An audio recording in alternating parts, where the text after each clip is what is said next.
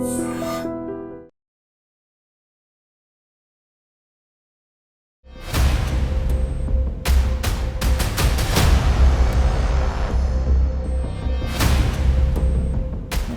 ప్రాంతంలో పుట్టి సివిల్స్ రాయడమే కాకుండా ఆల్ ఇండియా లెవెల్లో ర్యాంకులు సాధించమని పరిచయం చేసే ఈ కార్యక్రమంలో ఈ వారం మన గెస్ట్ ఆల్ ఇండియా లెవెల్లో 798 ర్యాంక్ సాధించిన కుర్రాడు.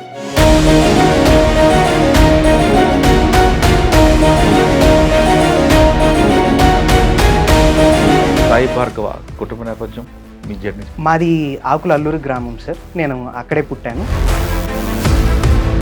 సార్. మాది ఒక middle class family. IIT rank సాధించిన తర్వాత సివిల్స్ వెళ్ళాలి అనుకుని ఫస్ట్ నుంచి ఉంది కాబట్టి కోచింగ్ తీసుకున్నారా లేదా డైరెక్ట్గా మీకు మీరు ప్రిపరేషన్ స్టార్ట్ చేస్తారా? సార్ 4 years ఐఐటి మాత్రం నేను ఏం నమ్ముతా అంటే సార్, ఎప్పుడైనా మనం ఏది చేస్తుంటే అది 100% చేయాలి. సివిల్స్ రాయాలనుకున్న తర్వాత మీరు ఆన్లైన్ కోచింగ్ చేసుకున్నారు, ఆప్షన్ ఏం తీసుకున్నారు? నాది political science and international relation. Political science తీసుకున్నారు కదా, అందులో మీకు బాగా నచ్చిన సబ్జెక్ట్ చెప్పండి. మరి బాగా ఒక జర్మన్ ఫిలాసఫర్ ఉంటారు, మా సిలబస్లో ఉంటుంది సార్. కానీ పబ్లిక్ యాటిట్యూడ్ ఆ విధంగా ఉండదు కదా, మీరు చెప్పగానే వెంటనే అర్థం చేసుకోరు, మనలో అదొక టైప్లో చూస్తారు, వీటికి మేధావా అనుకుంటారు. ఆ టైప్ ఆఫ్ థింక్ మన పబ్లిక్కి మరి వాళ్ళు ఎలా చేంజ్ తీసుకొస్తారు? దీనికి ఫస్ట్ సార్ మన ఎడ్యుకేషన్ సిస్టమ్ సార్. నా స్ట్రాంగ్ గోల్ ఎప్పుడైనా సరే మన ఎడ్యుకేషన్ సిస్టమ్ కరెక్ట్గా ఉంటే ఇలాంటివి మనం రాస్తున్నప్పుడు ఒక్కొక్కసారి ఫెయిల్ అవుతున్నప్పుడు ఇంట్లో వాళ్ళు అనలేదు మనకు ఎందుకు రానన్నారా, లేదు మేము ఉన్నాం వెనక? నేనే వద్దు అని అనేవాడిని సార్, ఎందుకంటే బాగా టఫ్ వచ్చింది. ఎక్కడ వచ్చింది నాకు మెయిన్స్లో జనరల్ స్టడీస్ అనే ఒక ఎస్ఏ ప్లస్ ఒక 4 papers ఉంటాయి సార్. ఇప్పుడు మీరు చెప్పిన ఇష్యూస్ అన్నిటికీ ఒక్కొక్క దాని రెమెడీ చెప్పండి. ఒకటి ఫస్ట్ ఎగ్జాంపుల్ వైలెన్స్, దానికి ఎలాగ మనం కంట్రోల్ చేయాలి? ఇప్పుడు ఆల్రెడీ మనకి మ్యారేజ్లో వైలెన్స్ అయితే డొమెస్టిక్ వైలెన్స్ యాక్ట్ ఉంది సార్. తెలియకని ఫస్ట్ ఎవరికి చెప్పారు? నేనే కొంచెం కంట్లో నీళ్ళు వచ్చాయి కొంచెం. ఐఆర్ఎస్లో వచ్చినప్పుడు మీ గోల్ ఏమిటి? సో ఇప్పుడు చాలామంది అసలు ఎందుకు ట్యాక్స్ పే చేయాలన్న స్టేజ్కి వచ్చేసింది సార్ ఇండియాలో. ఫండమెంటల్ గురించి మీకు సబ్జెక్ట్ ఉంది చెప్తారు, కానీ కొంతమంది బడబాబులు ఎక్కడైతే దాన్ని కట్ చేయాలో ఎలాగ దాని లూప్ హోల్స్ అనేది వెతుకుతుంటారు. అటువంటి లూప్ హోల్స్ మీరు నోటీస్లో ఐడెంటిఫై చేశారా ఏమైనా? సార్ ఆల్రెడీ మేము ఎగ్జామ్ రాసేటప్పుడు కూడా ఇలాంటివి డిస్కస్ చేస్తాం అనమాట. పబ్లిక్ ట్రాన్స్పోర్ట్ సిస్టమ్ని ఎక్కువ మంది బాగా చదువుకున్న వాళ్ళు కానీ అక్కడ ఉన్న పొలిటీషియన్స్ కానీ వాళ్ళు వాడతారు. ఆ మోడ్ని ఇక్కడ తీసుకురావడం ప్రయత్నం చేస్తారా? ఖచ్చితంగా సార్. నేను యాక్చువల్లీ చిన్నప్పుడు నేను వైజాగ్లో పేపర్ చదివేటప్పుడు sir, municipal commissioner sir, I'm unable to recall the IAS officer. 4 సార్లు 3 సార్లు 4 సార్లు మిస్ అయ్యారు. ఈ స్ట్రెస్ అంతా ఎలా మీరు బయటపడ్డారు? ఎందుకంటే చాలామందికి కుర్రాళ్ళకు చదువుకున్నా కొంచెం రిలాక్సేషన్ ఉండాలి, ఎక్కడో సినిమావో ఏదో మెడిటేషనో ఏదో ఒకటి. మీరు దేని నుంచి? గౌతమ్ బుద్ధాయ ఈ విపాసన మెడిటేషన్ ఇచ్చారని ఒక నమ్మకం ఉంది. సో అది మన ఇండియాలో వరల్డ్ వైడ్ డిఫరెంట్ సెంటర్స్ ఉన్నాయన్నమాట.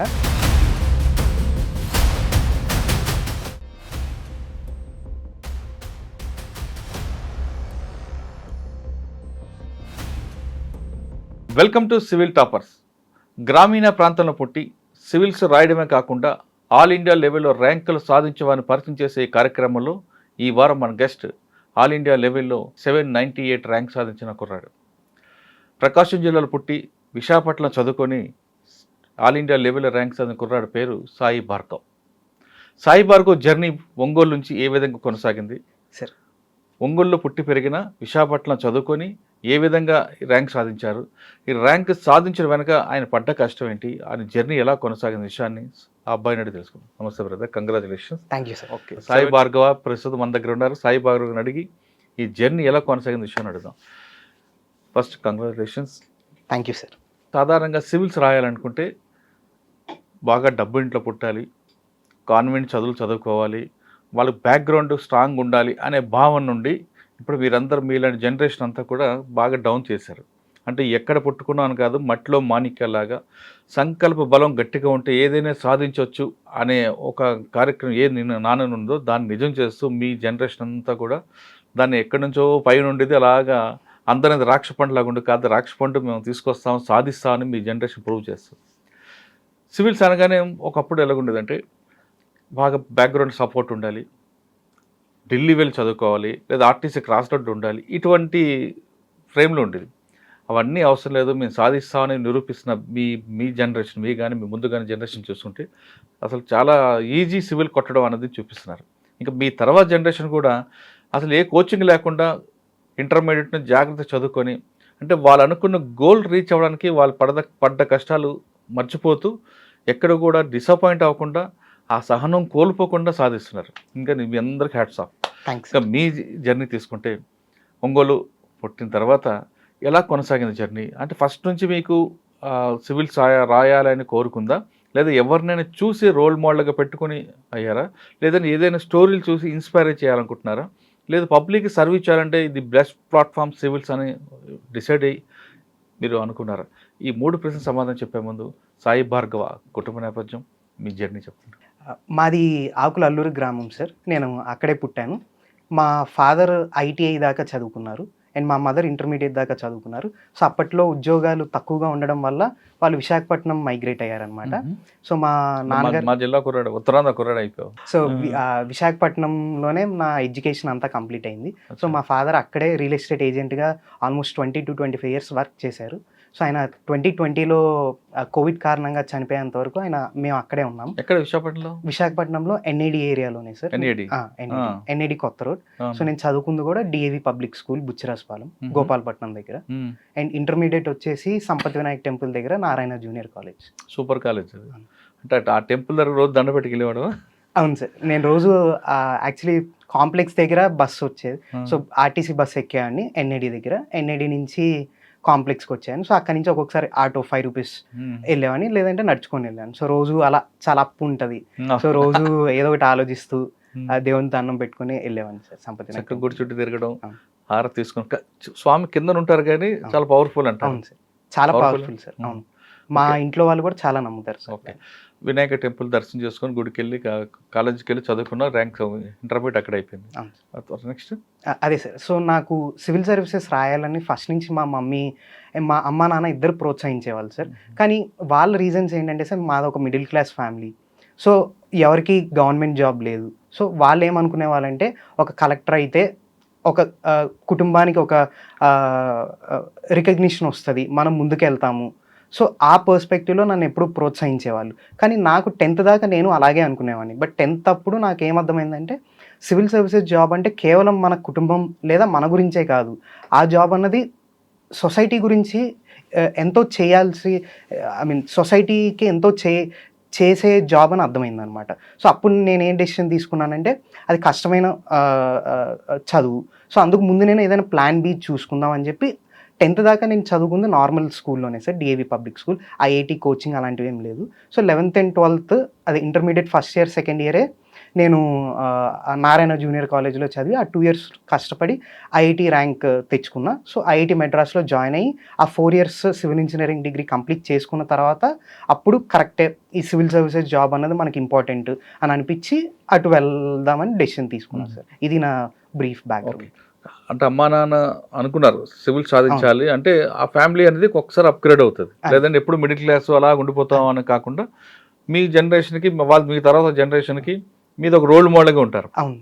అది వాళ్ళ కోరిక నిజంగా ఫుల్ఫిల్ చేస్తారు మీరు. అంటే మీ తర్వాత వచ్చిన కూడా సాయి భార్గవ వెళ్ళాడు కాబట్టి మనం ఎందుకు వెళ్ళకూడదు అని కూడా మీ ఫ్యామిలీ నుంచి కూడా కొంతమంది వస్తారు. మంచి డెసిషన్ తీసుకున్నారు. ఐఐటి ర్యాంక్ సాధించిన తర్వాత సివిల్స్ వెళ్ళాలి అనుకుని ఫస్ట్ నుంచి ఉంది కాబట్టి కోచింగ్ తీసుకున్నారా, లేదా డైరెక్ట్గా మీకు మీరు ప్రిపరేషన్ స్టార్ట్ చేసుకున్నారా? అదే సార్, 4 years ఐఐటి మాత్రం నేను ఏం నమ్ముతా అంటే సార్, ఎప్పుడైనా మనం ఏది చేస్తుంటే అది 100% చేయాలి. సగం ఇది చేసే మనస్తత్వం కాదు నాది. సో 4 years నేను ఫుల్ ఫ్లెడ్జ్డ్గా ఐఐటిలోనే ఫుల్గా చదివాను. సో అండ్ బీటెక్ ఆనర్స్తో వన్ ఆఫ్ ద టాప్ లోనే ఉన్నా అనమాట సివిల్ ఇంజనీరింగ్ డిగ్రీలో. సో అందుకు నేను 2020లో గ్రాడ్యుయేట్ అయ్యేంత వరకు మాత్రం నేను సివిల్ సర్వీసెస్ ప్రిపరేషన్ ఏం స్టార్ట్ చేయలేదు. So 2020 Covid time. So March నుంచి జూన్ దాకా నా బీటెక్ ప్రాజెక్ట్స్ ఇవన్నీ కంప్లీట్ చేసుకున్న తర్వాత 2020 ఎండింగ్లోనే నా కోచింగ్ స్టార్ట్ చేశాను సార్. నేను ఆన్లైన్లో ఇంట్లోనే ఉండి ప్రిపరేషన్ స్టార్ట్ చేశాను 2020 ఎండింగ్. ప్లాన్ బి అన్నారు, మరి జాబ్ ఏం చేయలేదా? క్యాంపస్ ఇంట్రెస్ట్ రాలేదా మీకు? అదే సార్, నేను ముందే డెసిషన్ తీసేసుకున్నా. ఎందుకు మనం కన్ఫ్యూజ్ అవ్వడం ఆల్రెడీ మనం డిసైడ్ అయ్యాం కదా సివిల్ సర్వీసెస్ రాద్దామని. సో దానికే వెళ్దాం, అది అవ్వకపోతే అప్పుడు ఆలోచిద్దాం అని చెప్పి నేను అసలు క్యాంపస్ ప్లేస్మెంట్స్ కూర్చోలేదు సార్. కూర్చోలేదా? కానీ మరి ఫైనాన్షియల్ ప్రాబ్లమ్స్ రాలేదా మీకు? మిడిల్ క్లాస్ ఫ్యామిలీ అంటున్నారు కదా! అవును సార్. సో 2020లో చాలా కష్టమైన పీరియడ్ సార్ నా లైఫ్‌లో. ఎందుకంటే 2020 జూన్‌లో మా ఫాదర్ చనిపోయారు సార్ అవును. కోవిడ్ కారణంగా. అండ్ ఆల్సో నా ఎడ్యుకేషన్ కూడా కరెక్ట్‌గా అప్పుడే అయింది. అండ్ ఇంట్లో పెద్ద నేనే. అండ్ ఇంకా యంగర్ సిస్టర్ ఉన్నారు. అండ్ ప్రిపరేషన్ కూడా అప్పుడే స్టార్ట్ చేద్దామని అనుకుంటున్నా. సో ఇన్ని ప్రెషర్స్ మధ్యలో మా మదర్ చాలా స్ట్రాంగ్‌గా నిలబడ్డారు సార్. ఆవిడే నన్ను ప్రోత్సహించి, లేదు నేనుంటా నీకు అని, ఆవిడ మళ్ళా మా మావయ్య, మా మదర్ వాళ్ళ తమ్ముడు వీళ్ళిద్దరూ ఉండి, లేదు మేము సపోర్ట్ చేస్తాం ఎమోషనల్‌గా గానీ, ఫైనాన్షియల్‌గా గానీ, నువ్వు ముందుకెళ్ళు అని చెప్పి నన్ను ఎంకరేజ్ చేశారు. అమ్మ జాబ్ చేసేవారా? లేదు సార్. హౌస్ వైఫే? హౌస్ వైఫే. ఓహ్! ఆవిడ అలాంటి మేనేజ్‌మెంట్ స్కిల్స్ బావుంటాయి సార్. చిన్నప్పటి నుంచి కూడా మా ఫాదర్ రియల్ ఎస్టేట్ అంటే అటు ఇటు తిరగడం ఎక్కువ ఉండేది. సో ఇంట్లో అన్ని బాధ్యతలు మా మదరే చూసుకునేవాళ్ళు. ఆటో వాళ్ళతో మాట్లాడడం నుంచి మార్కెట్‌కి వెళ్ళడం గానీ, ఎప్పుడూ లేదు మా ఫాదర్‌తో గొడవ పడడం గానీ అలా ఏమి ఉండేవి కాదు. సో ఈక్వల్ రెస్పాన్సిబిలిటీ షేర్ చేసుకునేవాళ్ళనమాట. సో అలా మా మదర్ ముందు నుంచే కొంచెం ఆహ్, మంచి యాప్టిట్యూడ్‌తో ఎలా మేనేజ్ చేయాలి అన్న స్కిల్స్ మా మదర్ నుంచి చాలా నేర్చుకుంటా సార్. అచ్చా! ఓకే. మీరు సివిల్స్ రాయాలనుకున్న తర్వాత మీరు ఆన్‌లైన్ కోచింగ్ తీసుకున్నప్పుడు ఆప్షన్ ఏం తీసుకున్నారు? నాది political science and international relations sir. ఎందుకు పొలిటికల్ సైన్స్? చాలా 32 ఉంటుండగా పొలిటికల్ సైన్స్ ఎందుకు ఎంచుకున్నారు? అవును సార్. ఈ డెసిషన్ నేను ఏంటంటే జనరల్‌గా ఐఐటీస్ నుంచి వచ్చిన వాళ్ళు ఐదర్ వాళ్ళ ఇంజినీరింగ్ బ్యాక్‌గ్రౌండ్ గానీ, అవును. మ్యాథ్స్ గానీ తీసుకుంటారు. ఈ 2 కాకుండా వేరేది తీసుకోవాలని అది నా ఓన్ డెసిషన్ సార్. ఎందుకంటే ఈ ఎగ్జామ్ అన్నది మన ఇంజినీరింగ్ స్కిల్స్ ఆర్ మ్యాథమెటికల్ స్కిల్స్‌ని టెస్ట్ చేయదు. అండ్ ఫ్యూచర్‌లో కూడా మనకి దానివల్ల అంత ఎక్కువ యూజ్ ఉండదు. సో అందుకు మనకి యూజ్ అయ్యేదేంటి? అండ్ మనకి ఏది ఇష్టం చదవడానికి? ఈ 2 ఫ్యాక్టర్స్ ఆలోచించి నేను పొలిటికల్ సైన్స్ తీసుకున్నాను. సాధారణంగా సైన్స్ బ్యాక్‌గ్రౌండ్‌తో కాకుండా కొంతమంది తొందరగా సివిల్స్ ర్యాంక్ సాధించాలంటే పబ్లిక్ అడ్మినిస్ట్రేషన్, ఆంథ్రోపాలజీ లేదంటే సోషియాలజీ ఇవి తీసుకుంటారు. ఇవన్నీ పక్కన పెట్టి మీరు పొలిటికల్ సైన్స్ అంటే ఐఏఎస్ కన్ఫర్మేషన్ చేసుకున్నారు అంతే. అంటే సార్ నాకు పొలిటికల్ ఫిలాసఫీ అంటే ఇష్టం. అంటే అసలు నార్మల్ అసలు జస్టిస్ అంటే ఏంటి? అసలు ఫ్రీడమ్ అంటే ఏంటి? సో ఇలాంటివి నాకు పొలిటికల్ సైన్స్ తీసుకున్నారు కదా! అందులో మీకు బాగా నచ్చిన సబ్జెక్ట్ చెప్పండి. మీకు బాగా దాని మీద బాగా ఎక్కువ పట్టొచ్చింది. బాగా ఏమంటాం దాన్ని స్టిక్ అయిపోయింది మీ మైండ్‌లో. ఒక జర్మన్ ఫిలాసఫర్ ఉంటారు. మాకు సిలబస్‌లో ఉంటది సార్. హానా అరెంట్ అని జర్మన్ ఫిలాసఫర్ అనమాట. ఆవిడ ఏం చెప్పారంటే మన బ్యూరోక్రసీ గురించి బెనాలిటీ ఆఫ్ ఈవిల్ అని ఒక కాన్సెప్ట్ ఇచ్చారనమాట. జనరల్‌గా ఇప్పుడు మనం ఒక ట్రాఫిక్ సిగ్నల్ క్రాస్ చేసినా సరే, ఒక కరప్షన్ చేసినా సరే, జనాలందరూ రెస్పాండ్ అవ్వట్లేదు. ఎందుకంటే మనం ఏమనుకుంటున్నాం అంటే అదే నార్మల్. బెనాలిటీ ఆఫ్ ఈవిల్ అంటే బెనల్ అంటే కామన్ అయిపోయింది. ఈవిల్ అన్నది కామన్ అయిపోయింది. మనం ఆలోచించే శక్తి తక్కువైంది మనలో. ఎందుకు ఇది కరెక్టా తప్పా అని ఎప్పుడు ఆలోచించట్లేదు. ఎందుకంటే మన లైఫ్స్‌లో మనం బిజీగా ఉంటున్నాం. అండ్ ఆల్సో ఈవిల్ అన్నది నార్మల్ అయిపోయింది. సో ఈ కాన్సెప్ట్ అన్నది నాకు స్ట్రాంగ్‌గా రిజిస్టర్ అయింది సార్. సో ఇప్పుడు నేను ఏది చూసినా సరే అది ఆలోచించి కాదు అది తప్పు కదా అని మా పక్కన వాళ్ళకి చెప్పడం గానీ, మా పేరెంట్స్‌తో డిస్కషన్ చేసినప్పుడు గానీ, ఎప్పుడైనా సరే ఇది తప్పు అంటే తప్పని చెప్పే శక్తి మనలో ఉండాలి. అదే మనకి వేరే స్పీషీస్‌కి డిఫరెన్స్ అని నాకు అర్థమైంది సార్. అచ్చా! బ్యూరోక్రసీ గురించి ఏం చెప్పారండి వాళ్ళు? అదే సార్ బ్యూరోక్రసీలో కూడా ఇప్పుడు అది ఎలా అయిపోయిందంటే చాలా హైరార్కికల్‌గా అయిపోయింది. సుపీరియర్స్ ఏం చెప్తే అది బ్లైండ్‌గా ఫాలో అవ్వాలన్న ఒక ట్రెడిషన్ వచ్చేసిందనమాట. సో ఆ పర్స్పెక్టివ్‌లో హానా అరెంట్ ఏమంటారంటే సుపీరియర్స్‌ని మనం క్వెషన్ చేయొచ్చు. ఎందుకంటే సుపీరియర్స్ చెప్పేదే రూల్స్ కాదు. మనకు ఒక కాన్స్టిట్యూషన్ ఉంది. ఒక లాస్ ఉన్నాయి. ఇవే ఉన్నాయో మనం అర్థం చేసుకొని వాళ్ళని క్వెషన్ చేయొచ్చు అని హానా అరెంట్ చెప్పారు. సో ఇది నేను ఇప్పటికి కూడా ఫాలో అవుదాం అనుకుంటున్నాను. మీరు ఫస్ట్ చెప్పారు సార్ సివిలియన్స్‌కి అందరూ కూడా నార్మల్ అయిపోయింది. దానికి రెమెడీ కూడా ఉంది కదా! రెమెడీ ఏం చెప్పారు? రెమెడీ ఏంటంటే ఆవిడ చెప్పింది మోరల్ రీజనింగ్ అంటారనమాట. మనలో మనం ఆలోచించాలి. మనలో ఆ కెపాసిటీ ఉంది. గాంధీ గారు చెప్పినా సరే, వివేకానంద గారు చెప్పినా సరే, మనలో మంచి ఉంది, చెడు ఉంది. కానీ మనలో ఉన్న మంచిని మనమే ఎతుక్కోవాలి. ఎవరో బయట వాళ్ళు చెప్పడం కాకుండా మనమే క్వెషన్ చేసుకోవాలి. అది కరెక్టా తప్పా? ఇలాగే అందరూ ఫాలో అయితే సొసైటీ ఎటెళ్తది? మన ఫ్యూచర్ జనరేషన్స్ ఎటెళ్తాయి? అని ఇలా క్వెషన్ చేసుకోవాలని అదే సొల్యూషన్. Easy solution. ఇంకా కష్టమైన సొల్యూషన్స్ ఉన్నాయి. పోలీసుల చేత అరెస్ట్ చేయించడాలు ఇవన్నీ ఉన్నాయి. మీడియా హైలైట్ చేస్తే వాళ్ళు రియలైజ్ అవ్వడం ఇవన్నీ external. But first easiest solution నాకు తెలిసి ఎప్పుడు మనలోనే ఉంటుంది సార్. ఓకే. కానీ పబ్లిక్ యాటిట్యూడ్ ఆ విధంగా ఉండదు కదా! చెప్పగానే వెంటనే అర్థం చేసుకోరు. మనలో అదొక టైప్‌లో చూస్తారు. వీటికి మేధావా అనుకుంటారు. ఆ టైప్ ఆఫ్ థింకింగ్ మన పబ్లిక్‌కి మరి వాళ్ళు ఎలా చేంజ్ తీసుకొస్తాం? అంతే సార్. దీనికి ఫస్ట్ సార్ మన ఎడ్యుకేషన్ సిస్టమ్ సార్. నేను నా స్ట్రాంగ్ గోల్ ఎప్పుడైనా సరే మన ఎడ్యుకేషన్ సిస్టమ్ కరెక్ట్‌గా ఉంటే ఇలాంటివి మనం డిస్కస్ చేసే అవసరమే ఉండదు సార్. ఎడ్యుకేషన్ సిస్టంలో మనం ఎడ్యుకేషన్ అంటే కేవలం ఏదో ఒక జాబ్ చేయడానికి కావాల్సిన స్కిల్స్ అనే అనుకుంటున్నాం. కానీ ఎడ్యుకేషన్ అంటే ఇవి. ఏది కరెక్ట్? మనం ప్రపంచం ముందుకెళ్ళాలంటే ఏం చేయాలి? మనం మంచిగా బతకాలి. మనం హ్యాపీగా బతకాలంటే మనలో ఎలాంటి స్కిల్స్ ఉండాలి అన్నది ఎడ్యుకేషన్. సో స్కూల్స్లో ప్రాపర్గా మన టీచర్స్ కానీ ఇలాంటివి ఎక్స్ప్లెయిన్ చేస్తే అప్పుడు మనం అసలు ఇలాంటి డిస్కషన్స్ పెట్టక్కర్లేదు సార్. అందుకు నాకు సొల్యూషన్ ఎప్పుడు స్కూల్స్లోనే ఉంది సార్. ఓకే, పొలిటికల్ సైన్స్లో ఇంకొక సబ్జెక్ట్ ఉంటుంది కరప్షన్. వాటి మీద మీకు నేర్చుకుంది ఏంటి? అంతే సార్. అంటే ఇప్పుడు ఉన్న పరిస్థితుల్లో ఇండియాలో పర్టికులర్గా కరప్షన్ అనేది మన దగ్గర ఇన్బిల్ట్ అయి ఉంది. మన దృష్టిలో కరప్షన్ అంటే అది కోట్లాది రూపాయలు అయితేనే కరప్షన్. 10 రూపాయలు, 20 రూపాయలు లేదా 10,000, 20,000, లక్ష రూపాయలు అంటే కరప్షన్ అయినా ఏముందిలే అనే భావనలో కామన్ మ్యాన్ చూస్తుంటాడు. మరి అటువంటి యాటిట్యూడ్ ఉన్న పబ్లిక్ని ఎలా చేంజ్ చేసుకోవచ్చు? కరప్షన్ అనేది మనకి అవసరమా? ఖచ్చితంగా అవసరం లేదు సార్. ఇదైతే మనం స్ట్రాంగ్గా అందరూ వ్యూవర్స్ కానీ ఎవరైనా అర్థం చేసుకోవాలి. ఇప్పుడు మనం ఏదో ఒక 20 రూపీస్ ఇస్తున్నాం, మనకేం లాస్ అవుతుంది, మనకు ఆ పని అయిపోతుంది కదా అని ఆలోచిస్తున్నారు అందరూ. మనం ఆఫర్ చేస్తున్నాం ఎందుకంటే అది స్పీడప్ అవుతుంది, ఆ ప్రాసెస్ అన్నది స్పీడప్ అవుతుందని చెప్పి. బట్ అలా ఆలోచించకుండా ఇలాగే ఆఫర్ చేసుకుంటూ ఉంటే ఈరోజు 20 రూపీస్, రేపు 2,000, తర్వాత 2 లక్షలు, మన పబ్లిక్ మనీయే కదా వేస్ట్ అవుతుంది అని జనాలు ఆలోచించాలి సార్. అదొకటి సార్. ఇంకోటి ఏంటంటే మన లీడర్స్ కానీ ఇప్పుడు నేను వెళ్ళే బ్యూరోక్రసీలో కూడా సార్, మీరు అన్నారు కదా కరప్షన్ అన్నది మనకి స్ట్రక్చరల్గా ఇన్బిల్ట్ అయిపోయి ఉంది. సో ఆ స్ట్రక్చరల్గా ఇన్బిల్ట్ అయిపోయేదాన్ని ఎలా మనం దాన్ని తగ్గించాలన్న దానికి ఒక ఇంపార్టెంట్ మెజర్స్ ఈ మధ్య ఏం తీసుకున్నారంటే సార్, అంతా డిజిటలైజ్ చేయడం. సో ఇప్పుడు మన చిన్న కమ్యూనిటీ సర్టిఫికేట్ తీసుకోవాలన్నా, లైసెన్స్ తీసుకోవాలన్నా ఇవన్నీ ఆన్లైన్ అయిపోయి మన హ్యూమన్ ఇంటర్ఫిరెన్స్ ఎక్కడైతే తగ్గుతుందో సార్ అక్కడ ఖచ్చితంగా కరప్షన్ కూడా తగ్గుతుంది. సో ఒకటి స్కూల్ ఎడ్యుకేషన్ సిస్టమ్ మారుస్తూ అండ్ ఇటుపక్క మన రూల్స్ని మారుస్తూ ఉంటే అప్పుడు కరప్షన్ అన్నది ఖచ్చితంగా మన ఇండియా నుంచి తీసేయచ్చు సార్. ఫస్ట్ మీరు ఒక మాట చెప్పారు, ట్రాఫిక్ సిగ్నల్ దగ్గర క్రాసింగ్, సిగ్నల్ జంపింగ్, ఇవన్నీ కూడా ట్రాఫిక్ సెన్స్ అనేది ప్రతి వ్యక్తి కూడా నేర్చుకోవాల్సిన విషయమే. కానీ ఇప్పుడు వరకు ఎవరు దాని జోలికి పోవట్లేదు. కానీ మీరు ఒకవేళ ఆ సబ్జెక్ట్ తీసుకుంటే పబ్లిక్ ట్రాఫిక్ సెన్స్ పెంచడానికి ఏం చేస్తారు?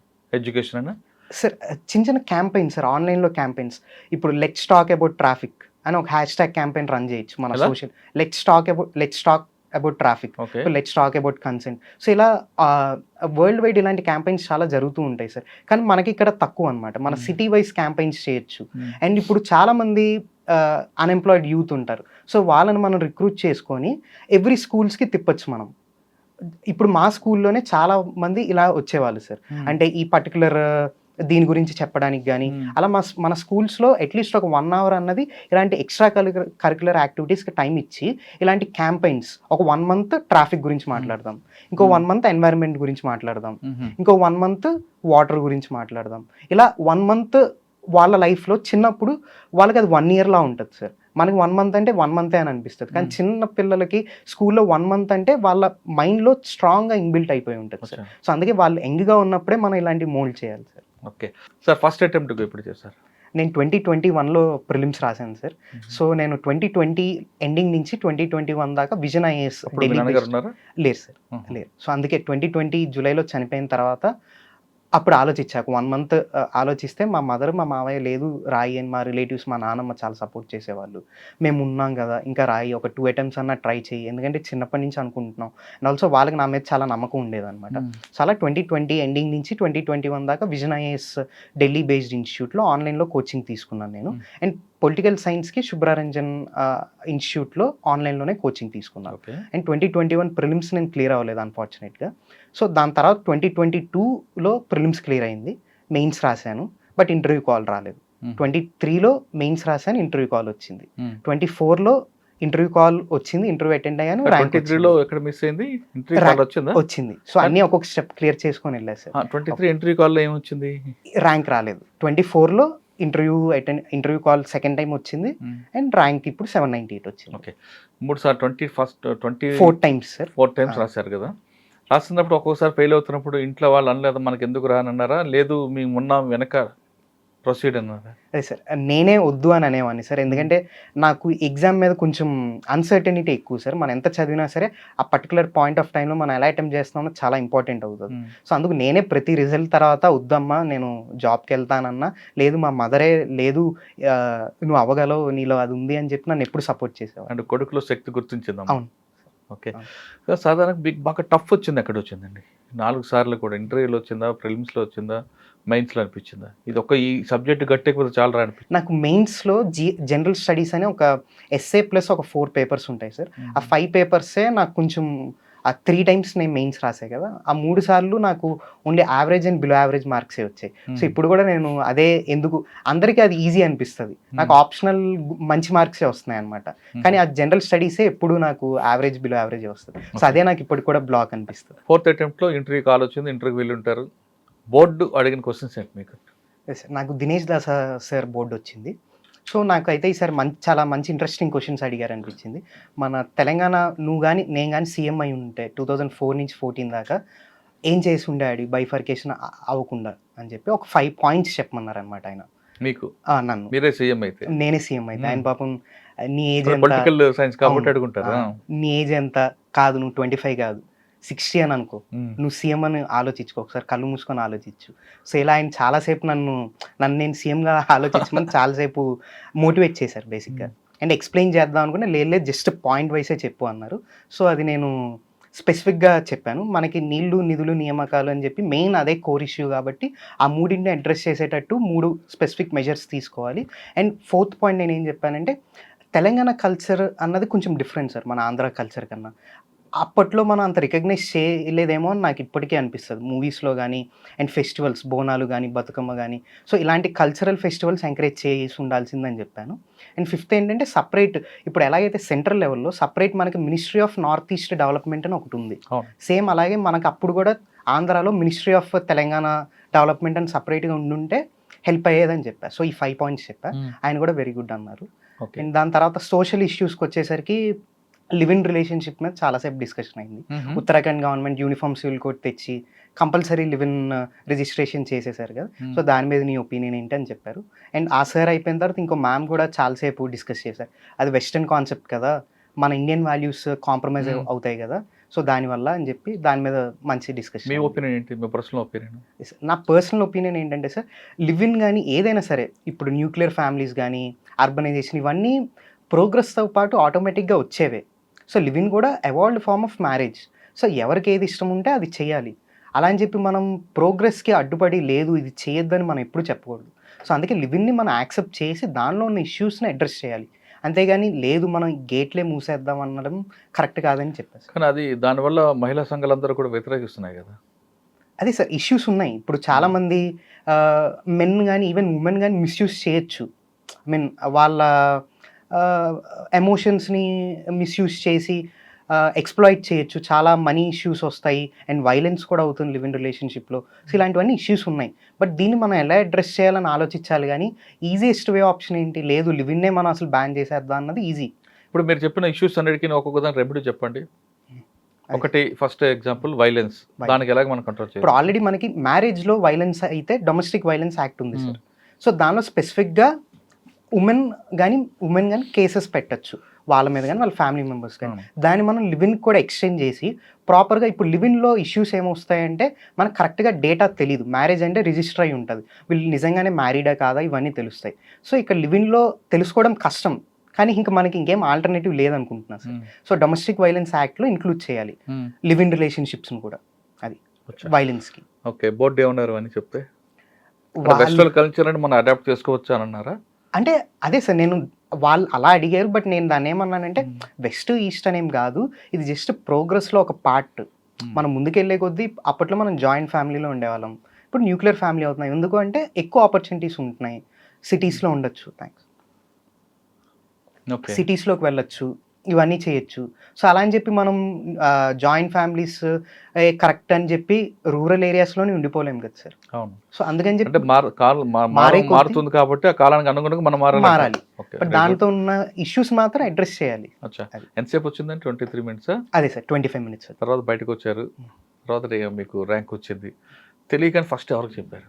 ఫస్ట్ నేను హైదరాబాద్‌లోనే ఉన్నా సార్. మా మదర్ ఒంగోలులోనే ఉన్నారు. సో, మా మదర్‌కి కాల్ చేసి చెప్పా. సో, మా మదర్ చాలా హ్యాపీగా ఫీల్ అయ్యారు. నేనే కొంచెం కంట్లో నీళ్ళొచ్చాయి. ఇంకొంచెం బెటర్ ఎక్స్‌పెక్ట్ చేశాను నేనైతే ఈసారి.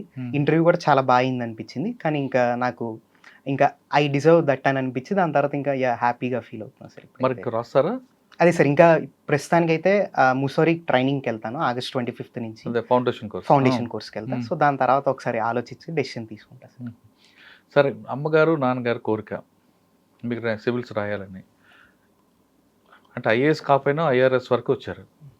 ఒకవేళ నాన్నగారు ఉంటే ఎలాగుండేది? ఆయన లేకపోవడం అనేది కొంచెం బాధ అనిపిస్తుందా? ఖచ్చితంగా సార్.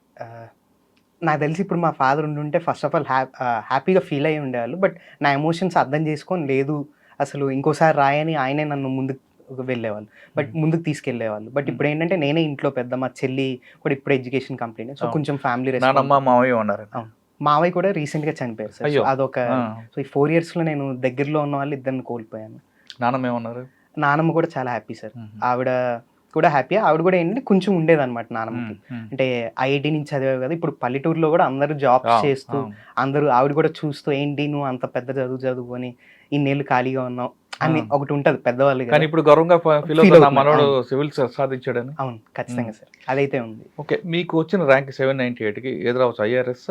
అదే సార్ ఐఆర్ఎస్ ఇన్కమ్ ట్యాక్స్ కానీ IRMS Indian railway management service కానీ రావచ్చు. రెండు మంచివే. ఒక సివిల్స్ అయినా అంటే ఒక ఐఏఎస్ఏ కాదు, ఇది కూడా మీకు పార్ట్ ఉంది. ఐఆర్ఎస్లో వచ్చింది అనుకోండి, మీ గోల్ ఏముంటుంది? దాని మీద ఉన్న మీకున్న ఒపీనియన్ ఏంటి? Sir Indian revenue service. Indian revenue సర్వీస్లో ఇన్కమ్ ట్యాక్స్ అన్నది సార్ చాలా ఇంపార్టెంట్. మన కార్పొరేట్ ట్యాక్స్ అంటే కంపెనీస్ నుంచి కలెక్ట్ చేసే tax and individual population individual common people నుంచి కలెక్ట్ చేసే ట్యాక్సే మన మెజారిటీ ఆఫ్ రెవెన్యూ. సో ఇప్పుడు చాలా మంది అసలు ఎందుకు ట్యాక్స్ పే చేయాలన్న స్టేజ్కి వచ్చేసింది సార్ ఇండియాలో. ఎందుకంటే చాలా డెవలప్మెంట్ గవర్నమెంట్ కట్టాలి. సో నాకు తెలిసి నేనైతే ఫస్ట్ అది అడ్రస్ చేయాలి సార్ ఎవరైనా సరే. మిగిలిన ఇష్యూస్ అన్నీ ఉన్నాయి పక్కన పెట్టి ఫస్ట్ అసలు పీపుల్కి మనం అర్థమయ్యేలా చెప్పాలి. ఎందుకు మీరు ట్యాక్స్ కట్టాలి, ట్యాక్స్ కడితే మీకేం బెనిఫిట్స్ ఉన్నాయి. ఎందుకంటే ఇప్పుడు వాళ్ళకి డైరెక్ట్గా బెనిఫిట్స్ రాకపోయేసరికి కొంతమంది మా ఫ్రెండ్స్ చాలా మంది జాబ్స్ చేస్తూ వాళ్ళలో ఈ ఒపీనియన్ ఉంది, అసలు మనం ఎందుకు కట్టాలి, ట్రాఫిక్ సరిగ్గా ఉండట్లేదు, రోడ్ సరిగ్గా ఉండట్లేదు, ఎన్వైరన్మెంట్ బాగాలేదు, హాస్పిటల్స్ బాగుండట్లేదు. సో దీంతో కాకుండా గవర్నమెంట్ బెనిఫిట్లు నాకేం లేవు, నాకు రేషన్ కార్డు లేదు, ఇంకోటి ఎక్స్‌వై చేయట్లేదు, నేను ఎందుకు పే చేయాలంటారు? అవును సార్, ఇది ఫండమెంటల్ మా పొలిటికల్ సైన్స్లో ఇదే ఫండమెంటల్ సార్. అసలు స్టేట్ ఆర్ గవర్నమెంట్ ఎందుకు ఉండాలి? మనం బతకచ్చు కదా గవర్నమెంట్ ఏం లేకుండా. కానీ గవర్నమెంట్ అన్నది మనకు ఒక దారి చూపిస్తుంది అండ్ మనలో ఇష్యూస్ని అడ్రస్ చేస్తుంది. సో దానికి మనం కొంత డబ్బులు ఇస్తే దాన్ని రీసర్క్యులేట్ చేసి మనకే మళ్ళీ తిరిగిస్తుంది సార్. మనం డైరెక్ట్గా చెప్పలేం. ఇప్పుడు నేను ఒక 1 lakh ట్యాక్స్ కడుతున్నా అంటే మనకు ఖచ్చితంగా బెనిఫిట్స్ వచ్చి ఉంటాయి మనకు తెలియకుండా. ఇప్పుడు రీసెంట్ టైమ్స్లో సార్ నేను చూసింది ఏంటంటే హైదరాబాద్ కానీ ఇలాంటి మెట్రో సిటీస్లో వేస్ట్ మేనేజ్మెంట్ ప్రాక్టీసెస్ చాలా ఇంప్రూవ్ అయ్యాయి. సో అంతకుముందు ఏంటి మనం ఎక్కడంటే అక్కడ డంప్ చేసేసేవాళ్ళం. బట్ దానివల్ల ఎన్ని డిసీజెస్ వచ్చేవి, ఎన్ని మస్కిటోస్ ఉండేవి అండ్ ఓపెన్ డ్రైన్స్ వల్ల ఎన్ని హెల్త్ ఇష్యూస్ ఉండేవి. బట్ ఇప్పుడు మన ట్యాక్స్ మనీతోనే వాళ్ళు అవన్నీ డిజిటైజ్ చేసేసి చేయడం వల్లే కదా మనం హెల్త్ ఇంప్రూవ్ అయ్యాము. సో ఇలాంటి బెనిఫిట్స్ అనేది మనం ఓపెన్గా చెప్పాలి సార్. ఓకే, ఫండమెంటల్ గురించి మీకు సబ్జెక్ట్ ఉంది చెప్తారు, కానీ కొంతమంది బడబాబులు ఎక్కడైతే దాన్ని కట్ చేయాలో ఎలా దాని లూప్ హోల్స్ అనేది వెతుకుతుంటారు. అటువంటి లూప్ హోల్స్ మీరు నోటీస్లో ఐడెంటిఫై చేశారా ఏమైనా? సార్ ఆల్రెడీ మేము ఎగ్జామ్ రాసేటప్పుడు కూడా ఇలాంటివి డిస్కస్ చేస్తాం అనమాట.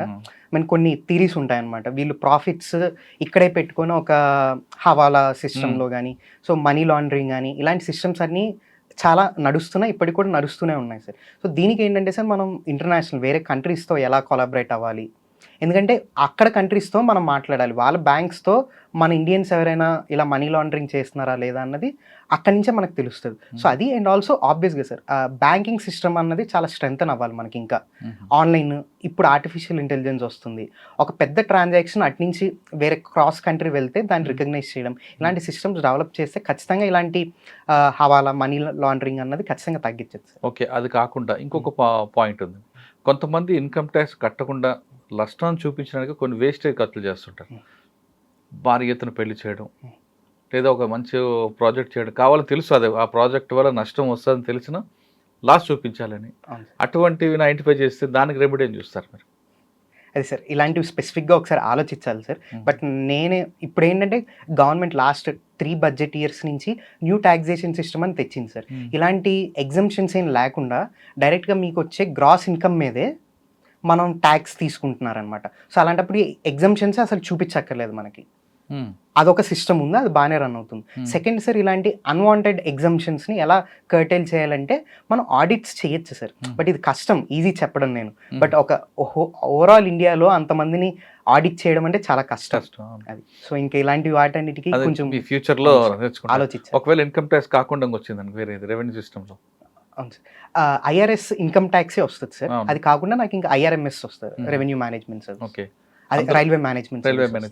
రైల్వే మేము ఫోకస్ ఏంటంటే ఎందుకంటే మనతో కలిసిపోయి ఉంటుంది. మీరు ఒంగోలు అనగానే, విశాఖపట్నం అనగానే రైలు లేకుండా అవును మీరు సార్. నేను వెళ్ళరు. చిన్నప్పటి నుంచి చాలా సార్లు ప్రతి ట్రైన్‌లోనే వ్యక్తికి ఆ రైలు అనేది మన జీవితంలో ఒక పార్ట్ అది. ఆ రైల్వే మీద మీకు ఏం చేయాలనుకుంటారు ఇంక? ఎందుకంటే చాలా సార్లు ట్రైన్‌లో జర్నీ అవును చేసుంటారు. సార్. నేను టైంకి రావాలనుకుంటారా? లేదా కోచ్ నీట్‌గా ఉండాలనుకుంటారా? లేదా కామన్ మ్యాన్‌కి కూడా మంచి ఫెసిలిటీస్ ఇవ్వాలి ట్రైన్‌లో అనుకుంటారా? సార్ ఫస్ట్ ఆఫ్ ఆల్ మన రైల్వేస్ అన్నది అదొక వేరే కంట్రీస్‌లో చూసుకుంటే సార్ అది ఆల్రెడీ ప్రైవేటైజ్ అయిపోయి ఉన్నాయి. కానీ ఎందుకు మన ఇండియాలోనే మన గవర్నమెంట్ ఇంకా రైల్వేస్‌ని రన్ చేస్తుందంటే, మనం ఇంకా వాళ్ళంత డెవలప్ అవ్వలేదు. సో, మన ఎప్పుడు మన రైల్వేస్ ఒక టార్గెట్ ఎవరంటే middle class and lower middle class people. అవును. సో, వీళ్ళకి ఎప్పుడైనా మనం ట్రాన్స్‌పోర్టేషన్ మంచిగా చేయాలంటే ఏం చేయాలన్నది ఆలోచించాలి సార్. ఇప్పుడు మనం వందే భారత్ లాంటి ట్రైన్స్‌ని తీసుకొస్తున్నాం కరెక్టే.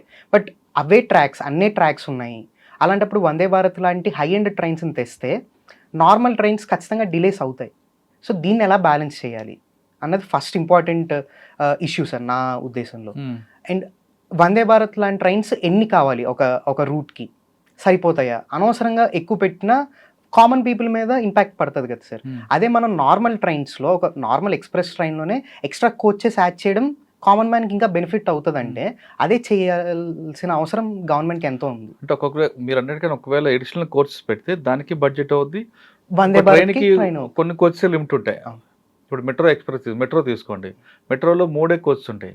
పెట్టాలంటే మరో 3 పెట్టాలి తప్ప 4, 5 పెట్టడానికి ఉండదు.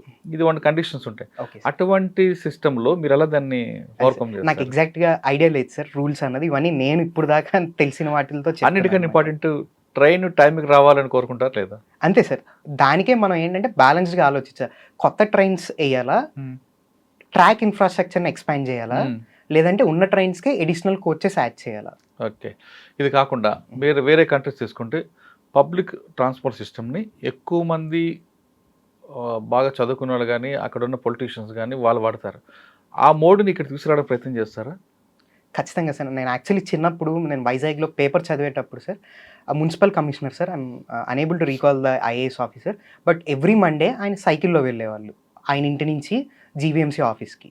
సో, అలా ఖచ్చితంగా మన పబ్లిక్ సర్వెంట్స్ అన్నవాళ్ళు అలా one day public transportation either వాళ్ళ ఓన్ సైకిల్ ద్వారా గానీ, బసెస్‌లో గానీ, మెట్రో సిస్టమ్ ఉంటే మన హైదరాబాద్ లాగా అలా వెళ్ళి పీపుల్‌ని ఎంకరేజ్ చేయాలి sir. And car pooling systems అని కొత్తగా వస్తున్నాయి. కార్పొరేట్ వాళ్ళు అది యూజ్ చేసుకుంటున్నారు. సో, ఇలా వన్స్ ఇన్ ఏ వీక్ అందరూ పబ్లిక్ ట్రాన్స్‌పోర్టే వాడాలి అని మనం పబ్లిక్ సర్వెంట్స్ పెట్టుకుంటే జనాలు కూడా ఇన్‌స్పైర్ అవుతారు సార్. ఓకే. ఇప్పుడు నెక్స్ట్ మీరు ఫౌండేషన్ కోర్స్‌కి వెళ్తున్నారు. సాధారణంగా ఫౌండేషన్ కోర్స్ అనగానే మ్యారేజ్ బ్యూరో అంటారు కొంతమంది.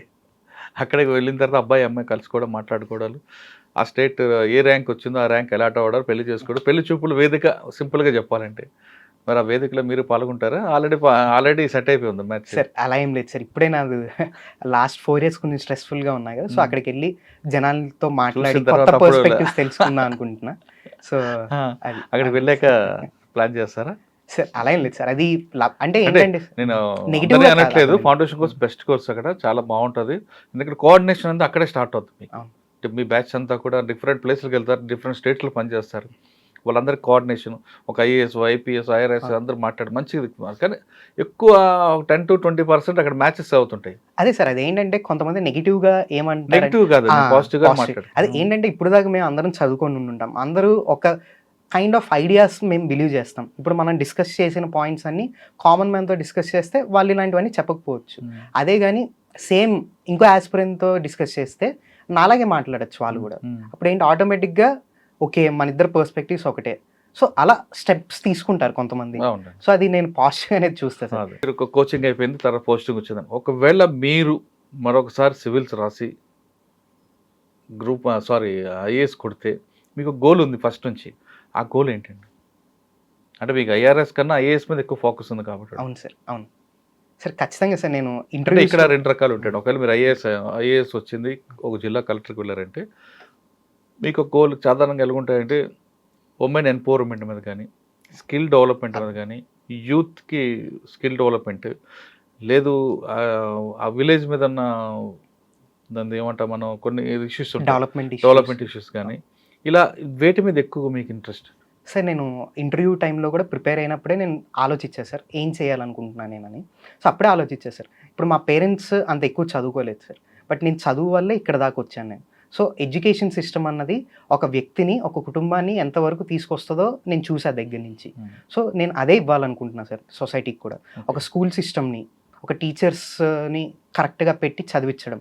చదువు అంటే కేవలం మనం ముందు డిస్కస్ చేసినట్టు కేవలం ఒక ఉద్యోగం రావడమే కాదు, మనం మన ప్రపంచంతో, మన సొసైటీతో ఎలా బిహేవ్ చేయాలి అని నేర్చుకోవడం అన్నది చదువు సార్. సో అలాంటివి నేను సొసైటీలో తీసుకెళ్లాలని అనుకుంటున్నాను సార్. అదే నా ఎయిమ్. గోల్. అవును సార్. ఓకే, ఒకవేళ ఇదే దీంట్లో స్టిక్ అయిపోయారు అనుకోండి, ఐఆర్ఎస్లోనే ఎక్కడ మంచి పోస్ట్ వచ్చింది, కానీ మీ గోల్ని ఏదో రకంగా ఫుల్ఫిల్ చేసుకోవచ్చు, చేస్తారా అలాగా? లేదా పోస్ట్ వచ్చింది కదా అని ఇంకా మర్చిపోతారా? సార్ అలా లేదు సార్. ఇప్పుడు నేను మా ఫ్రెండ్స్, వేరే ఐఏఎస్ ఫ్రెండ్స్తో డిస్కస్ చేసేటప్పుడు వాళ్ళు ఇలాంటి డిస్కషన్స్ వస్తే నేను ఇలాంటి ఐడియాస్ ఇస్తే వాళ్ళు ఇంప్లిమెంట్ చేయడానికి రెడీగా ఉంటారు. అదొక వే. సెకండ్ ఏంటంటే సార్, ఇప్పుడు ఒక గవర్నమెంట్ జాబ్ వచ్చిన తర్వాత ఆ పర్టికులర్ ఇప్పుడు నాకు కొలీగ్స్ ఉంటారు, నా కో ఎంప్లాయీస్ ఉంటారు, మా ఆఫీస్ స్టాఫ్ ఉంటారు, వాళ్ళు కూడా చదువుకున్నారు, కానీ వాళ్ళల్లో కూడా కొంత ఎంపవర్మెంట్ అన్నది చాలా ఇంపార్టెంట్ సార్. ఇలాంటి జనరల్ ఇష్యూస్లో వాళ్ళకి అవేర్నెస్ ఉందా లేదా, ఇది చెప్పాలనుకుంటున్నాను సార్. అంటే నా ఆఫీస్ లెవెల్లోనే ఇలాంటివన్నీ చేయొచ్చు అని అంటే ఏ అనుకుంటున్నాను. పోస్ట్ ఇంపార్టెంట్ కాదు, కానీ మేము గోల్ మాత్రం రీచ్ అవుతారు. Exactly sir.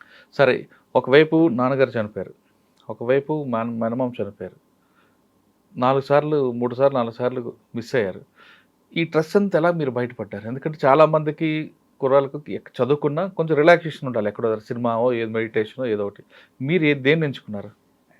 సార్ నేను ఫస్ట్ ఆఫ్ ఆల్ మా మదర్ నన్ను ఎప్పుడు మోటివేట్ చేసేవాళ్ళు సార్. బట్ అది కాకుండా మనలోనే ఇంకొంచెం ఆత్మస్థైర్యం నింపుకోవడానికి నేను ఆబ్వియస్గా సినిమాలు ఇలాంటివన్నీ మన ఆంధ్ర తెలంగాణ వాళ్ళు అందరం ఎక్కువే చూస్తుంటాం. సో నేను కూడా అలా చూసేవాడిని. బట్ అది కూడా నాకు సరిపోలేదన్నమాట, ఆ మోటివేషన్ ఎగ్జామ్కి కానీ. సో అప్పుడు నాకు విపాసన మెడిటేషన్ అనే ఒక దాని గురించి తెలిసింది సార్. సో అదేంటంటే గౌతమ్ బుద్ధయే ఈ విపాసన మెడిటేషన్ ఇచ్చారని ఒక నమ్మకం ఉంది. సో అది మన ఇండియాలో వరల్డ్ వైడ్ డిఫరెంట్ సెంటర్స్ ఉన్నాయన్నమాట. సో అక్కడికి వెళ్ళి మనం ఒక 10 డే కోర్స్ చేయాలన్నమాట. ఫోన్స్, బుక్స్ అండ్ అవన్నీ బయట పెట్టేసి, అండ్ ఆ 10 డేస్ ఆర్యమౌనం పాటించాలి. అంటే ఆర్యమౌనం అంటే కంప్లీట్ సైలెన్స్, నోబుల్ సైలెన్స్. మనం ఐస్తో కానీ సైగలు కానీ అవి కూడా చేసుకోకూడదు అనమాట. సో మనం ఎవరితో మాట్లాడకూడదు. సో ఆ 10 డేస్ అక్కడే ఉండాలన్నమాట. సో వాళ్ళు నేర్పిస్తారు, ఒక్కొక్క మెడిటేషన్ ఒక్కొక్క టెక్నిక్ సార్. ఈ మెడిటేషన్ టెక్నిక్ వాళ్ళు 10 డేస్ రోజుకు ఒక ఆల్మోస్ట్ మార్నింగ్ 4కి లెగవాలి, నైట్ 9:30 దాకా. మధ్యలో సెషన్స్ ఉంటాయి అండ్ సేవక్స్ ఉంటారనమాట. ఏమైనా మనకి ఇబ్బంది, ఏమైనా అవసరాలు ఉంటే వాళ్ళతోనే మాట్లాడాలి. అండ్ ఒక టీచర్ ఉంటారు, ఆయనతో మాట్లాడచ్చు, అంతేగాని మన పక్కన వాళ్ళతో మాట్లాడకూడదు. సో ఈ 10 డేస్ ఎన్వైర్న్మెంట్లో మనం వెళ్తే మనం ఆలోచిస్తాం, అసలు మనం ఎందుకు ఉన్నాం ఇక్కడ, మన ఎయిమ్స్ ఏంటి. మెడిటేషన్ చేసేటప్పుడు మన ముందు ఎక్స్పీరియన్సెస్ అన్నీ కొన్ని నెగిటివ్ ఎమోషన్స్ ఉంటాయి మనకి. సో అవన్నిటి నుంచి మనం ఫ్రీ అవుతాం అనమాట.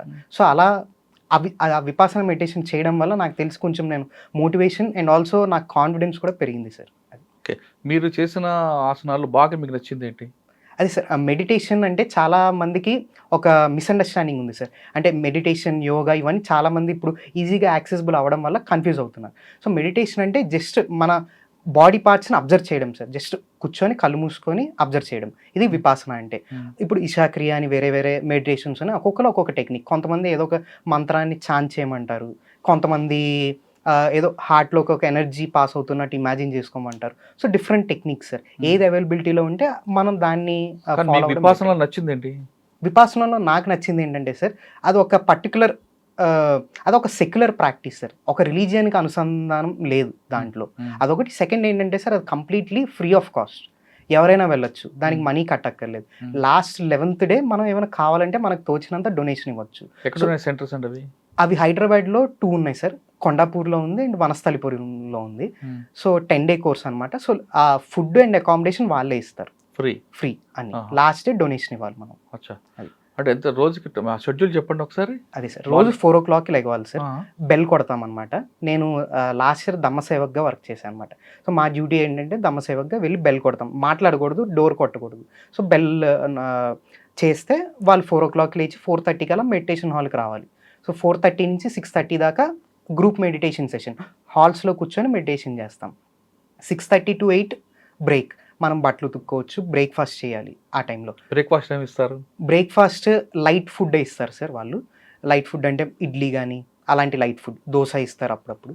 అండ్ అవి కూడా ఫిక్స్డ్ సార్. ఏ సెంటర్కి వెళ్తే ఆ సెంటర్లో ఈ పర్టికులర్ మెనూ ఉంటుందని మనకి ముందే తెలుస్తుంది. అండ్ 8 o'clock కల్లా మనం మళ్ళీ మెడిటేషన్ స్టార్ట్ చేయాలి. 8 to 11 బ్రేక్, మళ్ళీ మెడిటేషన్. 11 to 1 బ్రేక్, 11కే లంచ్ చేయాలి. 11కి లంచ్ 11కే లంచ్. ఏం పెడతారు చపాతీ పెడతారు, కర్రీస్ పెడతారు. మార్నింగ్ మార్నింగ్ వచ్చి 11 లంచ్కి, 8 ఇడ్లీ అలాంటి లైట్ ఫుడ్స్ పెడతారు. రైస్ ఇవ్వరు 11కి రైస్ ఉంటుంది సార్. రైస్ ఉంటుంది 11కి రైస్, పప్పు, కొంచెం ఫ్రై అలాంటివి ఉంటాయి 11కి. 11 to 1, మళ్ళీ 1 to ఒక 1 to 4 o'clock, 1 to 5 o'clock meditation sessions ఉంటాయి. మధ్యలో ఏంటంటే సార్ ఒక 10 minutes గ్యాప్ ఇస్తారనమాట. మనం వాష్రూమ్కి వెళ్ళి రావచ్చు 1 hourకి గ్యాప్స్. టీ బ్రేక్ ఉంటుందా? టీ ఏముండదు సార్, డైరెక్ట్గా 5 o'clock ఇంక డిన్నర్. అదే last meal of the day. 5కి dinner, 5 dinner, 5 to 6 last meal of the day. అది. సో 6 o'clock డిన్నర్లో ఏమి ఇస్తారు? చపాతీ, కర్రీ. డిన్నర్లో ఏంటంటే ఓల్డ్ స్టూడెంట్స్కి, న్యూ స్టూడెంట్స్కి డిఫరెన్షియేట్ చేస్తారనమాట. మనం ఓల్డ్ స్టూడెంట్స్ అంటే అట్లీస్ట్ ఒక 10 day కోర్స్ చేసి ఉండాలన్నమాట. సో అట్లీస్ట్ ఒక 10 day కోర్స్ చేసిన వాళ్ళకి ఓన్లీ నిమ్మకాయ నీళ్ళు తాగాలి, ఇంకేం తినకూడదు 5 o'clock నైట్. అంతే డిన్నర్. మిగిలిన వాళ్ళకి ఏంటంటే స్నాక్స్ ఇస్తారు, మన మురీలతో చేసింది కానీ, సో అలాంటి స్నాక్స్ ఇస్తారు అంతే తప్ప హెవీ మన నైట్ టైం హెవీ ఫుడ్ ఉండదు. సో అది 6 దాకా, 5 to 6 డిన్నర్, 6 నుంచి 9 దాకా మెడిటేషన్. సో 9కి ఇంకా కంప్లీట్ అయిపోతుంది, పడుకోవచ్చు. అండ్ దీనిలో ఏంటంటే సార్ హెల్త్ ఎగ్జామ్షన్స్ ఇలాంటివన్నీ ఉంటాయి. సో ఏమైనా డయాబెటిక్ ఉంటే వాళ్ళు అకామిడేట్ చేస్తారు. స్పెషల్గా వాళ్ళకి 7 o'clockకి చపాతీ అండ్ కర్రీ ఇస్తారు వాళ్ళకి. సో ఇలాంటివి ఏం ప్రాబ్లం లేదు. మీకు సరిపోయింది 5 o'clock నిమ్మకాయ నీళ్ళు చాలా సార్? సరిపోతుంది సార్. దానిలో కూడా టెక్నిక్ ఉంది సార్. ఇప్పుడు మనం మంచినీళ్ళు గటగట తాగేస్తే మన థర్స్ట్ తీరదు సార్. సేమ్ అలాగే నిమ్మకాయ నీళ్ళు కూడా. సో వాళ్ళు ఏం చెప్తారంటే నెమ్మదిగా నాలుక మీద చప్పరిస్తూ తాగాలి వాటర్ని. అప్పుడు మన ఆకలి కానీ తొందరగా స్లోగా తీరుతుంది. అదే మనం ఒకేసారి తాగేస్తే మనకి ఇంకా తాగాలనిపిస్తుంది. సో వాటర్ కానీ నెమ్మదిగా నాలుక మీద చప్పరిస్తూ మనం ఫుడ్ ఎలా తింటామో అలా వాటర్ని తాగితే ఇలాంటివి ఫేస్ చేయమన్నమాట. సో ఇవన్నీ వాళ్ళు చెప్తారు. మనకి ఇబ్బంది అనిపిస్తే వాళ్ళు తెలియ మాట్లాడచ్చు, అప్పుడు వాళ్ళు ఇలాంటి టెక్నిక్స్ చెప్తారు. మాట్లాడుకుంటుంటే బెనిఫిట్ ఏం వస్తుందండి? ఎనర్జీ వేస్ట్ అవుదా? ఎనర్జీ ఒకటి సార్, మీరు చెప్పింది కరెక్ట్. సెకండ్ ఏంటంటే సార్, ఇప్పుడు ఎవరితోనో మాట్లాడతాం, వాళ్ళు ఏదో చెప్తారు, ఏదో పాలిటిక్స్ గురించో స్పోర్ట్స్ గురించో చెప్తారు అనుకున్నాం అనుకోండి, మనం కూర్చుంటాం, మనకి ఏ వస్తాయి థాట్స్ కళ్ళు మూసుకున్నాక అవే వస్తాయి, అతను ఏం మాట్లాడారు. కానీ మనం అక్కడికి వచ్చింది ఎందుకు? మనలో ఉన్న ఎక్స్పీరియన్సెస్ని తీసేయడానికి వచ్చాం, ప్రశాంతత గురించి వచ్చాం. అందుకు ముఖ్యంగా నోబుల్ సైలెన్స్ అన్నది పెట్టారు. అది అంటే నిమ్మకాయ నీళ్ళు నాలుగు మీద చప్పరించాలి అంతే సార్. అలా కొంచెం కొంచెం చప్పరిస్తూ తాగాలి. అలా ఒక 10 minutes తాగొచ్చు చిన్న గ్లాస్ని. ఓకే. ఆ రోజు నిమ్మకాయ నీళ్ళతో తాగామనుకోండి, మార్నింగ్ వరకు సరిపోద్దా మీకు? సరిపోయిందా? సరిపోయింది సార్. నేను 3 times చేసా సార్. సో సరిపోతుంది సార్. సార్ మార్నింగ్ లెగ్గానే నీరసం, కళ్ళు తిరగడం అన్నట్టు ఉండవు? ఏముండదు సార్, ఏముండదు. మనం ఏమైనా హెల్ప్ కావాలంటే వాళ్ళని అడగచ్చు సార్, స్పెసిఫిక్ ఉంటే. సో మీరు 10 days అలవాటు పడ్డారు కదా, బయటకు వచ్చేదాకా అదే కంటిన్యూ చేస్తున్నారా లేదా మన మామూలు అయ్యారా? సార్ ఇక్కడ బయట ప్రపంచం వేరు సార్, అక్కడ ఉండేది వేరు. సో ఇక్కడ అసలు మనం అంటే నేను ఇప్పుడు హానెస్ట్గానే చెప్తున్నాను సార్, అది ఫాలో అవ్వలేను. సో బయటకు వచ్చిన తర్వాత అక్కడ మనం daily almost 10 to 12 hours meditation చేస్తాం. సో బయటకు వచ్చిన తర్వాత వాళ్ళు డైలీ 2 hours చేయమంటారు. మార్నింగ్ ఒకటి, morning sitting and evening sitting. So అది కూడా నాకు ఇప్పుడు ప్రిపరేషన్ వల్ల అవ్వట్లేదు. సో నేను డైలీ ఒక 15 minutes అయితే చేస్తాను sir morning. So and food ఇవన్నీ అయితే ఇంకా కష్టం సార్, నేను ఇప్పుడు హాస్టల్లో ఉంటున్నా అవన్నీ. బట్ అదైతే best diet sir, best diet. And మనలో ఒక కొత్త అట్లీస్ట్ మనం మెడిటేషన్ ఏదో అయిపోతుంది, ఏదో మనం బెటర్గా అవుతామన్న దానికన్నా ఒక 10 days ఎన్వైర్న్మెంటే మనల్ని మారుస్తుంది సార్. అట్లీస్ట్ అది ఎక్స్పీరియన్స్ చేయడానికన్నా పీపుల్ వెళ్ళొచ్చు అక్కడికి. ఓకే సార్, ఫైనల్గా చెప్పండి, మీలాగా రావాలనుకున్న వాళ్ళు కానీ లేదా రావాలి ఐఏఎస్ కొట్టాలి అనుకున్న వాళ్ళకి మీరు ఇచ్చే టిప్స్ ఏంటి? అదే సార్, ఫస్ట్ అసలు ఎందుకు ఐఏఎస్, లేదా అది కాకుండా ఏంటి, నేనేం చేస్తే నేను హ్యాపీగా ఉంటానన్నది ఆలోచించాలి సార్. నేను ప్లాన్ బి ఉండాలంటారు. ప్లాన్ బి అనే కాకుండా, అంటే ఇప్పుడు కొంతమంది ఎందుకు వస్తారంటే సార్ ఐఏఎస్కి, పబ్లిక్ పర్సెప్షన్లో బాగుంటుంది, పవర్ కోసం, మనీ గురించి. సో ఇలాంటివన్నీ ఏంటంటే సార్, దీనివల్ల మన ఈ ప్రిపరేషన్ అన్నది చాలా లాంగ్ జర్నీ సార్. అలాంటి అంబిషన్స్తో వస్తే ఈ ప్రిపరేషన్లో మనం సర్వైవ్ అవ్వలేం. సో అందుకు మన క్లియర్ గోల్, ఇది కూడా వేరే జాబ్స్ లాగే, ఈ జాబ్లో దీనికన్నా మనం ప్రజలకి ఇంకా మంచి చేయొచ్చు. సో ఆ స్ట్రాంగ్ గోల్ ఉంటేనే మనం ఈ ప్రిపరేషన్లో సర్వైవ్. సివిల్స్ రాకపోయినా పబ్లిక్ సర్వీస్ చేయాలంటే ఇంకోటి ఉంది అని భావించి రావాలి. ఇదే జీవితం. ఎగ్జాక్ట్లీ సార్, ఇదొకటి ఇంపార్టెంట్ సార్. ఎందుకంటే ఈ మధ్య కాలంలో సివిల్స్ అన్నది చాలా గ్లోరిఫికేషన్ అవుతుంది సార్, చాలా మీడియాస్లో కానీ. అంటే ఇది సాధిస్తే ఇంకా వీళ్ళు ఏదైనా సాధించేస్తారు అన్న ఒక నెరేటివ్ నడుస్తుంది అనమాట. సో మేము కూడా నార్మల్ మనుషులమే, ర్యాంక్ వచ్చిన వాళ్ళం కూడా. సో మేము కూడా అందరిలాగా 10 hours చదువుతాం. కానీ ఏంటంటే మాకు అదంటే ఇష్టం కాబట్టి మాకు ర్యాంకులు వచ్చాయి, అంతే డిఫరెన్స్. సో మిగిలిన వాళ్ళు ఏం తక్కువ కాదు, మేము ఏదో ఎక్కువ అని కాదు. ఓకే సివిల్స్ రాయాలనుకున్న వారికి ముఖ్యంగా చెప్తున్నారు సాయి భార్గవ, కేవలం డబ్బుల కోసం, పవర్ కోసం రావద్దు. ప్రజలకు సేవ చేయాలంటే కేవలం సివిల్ సర్వీసే కాకుండా ఇంక వేరే దీంట్లో కూడా చేయొచ్చు అనే భావంతో మాత్రం రండి అంటున్నారు. అదేవిధంగా దాదాపు 10 నుండి 20 లక్షలు రాస్తున్న విద్యార్థుల్లో అందులో మీరు రావడం అనుకుంటే ఒక అదృష్టంగా భావించండి. దాంతోపాటు మీరు కష్టపడితే ఖచ్చితంగా సాధిస్తారంటూ భార్గవ్ చెప్తున్నారు. ఆయన దీంట్లో ఒక మంచి స్టోరీ ఏంటంటే, తండ్రి లేకపోయినా తల్లి మేనమామ కష్టపడి తీసుకురావడం, ఎక్కడ ఆగిపోతున్నా వాళ్ళ అమ్మగారు ముందుకు ప్రోత్సహించి తీసుకెళ్ళడం, అన్నిటికన్నా ఇంపార్టెంట్ ఈ స్ట్రెస్‌ని బయటికి తీసుకురావడానికి అతను యోగా చేయడమే అతని సీక్రెట్. ఇది సాయి భార్గవ్ ఎక్స్‌లెంట్ ఇంటర్వ్యూ. వచ్చే వారం మరో గెస్ట్‌తో మళ్ళీ కలుద్దాం. అంతవరకు నమస్తే. Thank you very much. All the best. మేము అనుకుంది ఐఆర్ఎస్ఏ కాదు, ఐఏఎస్ కూడా మళ్ళీ. Thank you sir. హాయ్.